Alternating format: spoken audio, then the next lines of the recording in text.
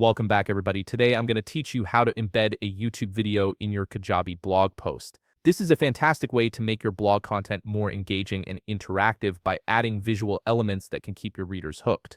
First, open your web browser and navigate to kajabi.com. This will take you to the Kajabi homepage where you can access your account. Once you're there, click on the login button and sign in using your credentials. If you're new to Kajabi and don't have an account yet, simply click on Get Started to create one. Having a Kajabi account allows you to manage all your digital content, courses, and blog posts in one centralized location. After logging in, direct your attention to the left navigation panel. Here you'll find various options for managing your Kajabi site. Click on Websites, and a drop-down menu will appear with several choices. From this menu, select the option labeled Blog and click on it. This section is where all your blog-related content lives, making it easy to organize and edit your posts. On the blog page, you'll see a list of all your existing blog posts within your Kajabi account. Browse through this list and select the specific blog post where you want to embed your YouTube video.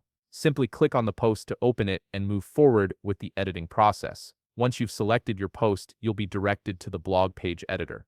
This is your workspace for customizing and enhancing your content. Look for the Post Details editor, and within the Content section, locate the Source Code button. This button is crucial because it allows you to insert custom HTML or embed codes directly into your post. Click on this button and a pop-up window will appear. This is where the magic happens. Paste your YouTube video embed code into this window. The embed code is what allows the video to display properly within your blog post. After pasting the code, click OK.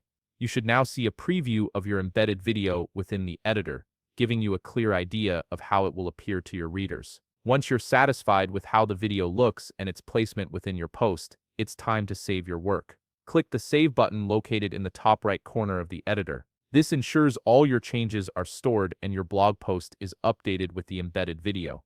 If you found this video helpful, please leave a like, subscribe, and see you in the next video.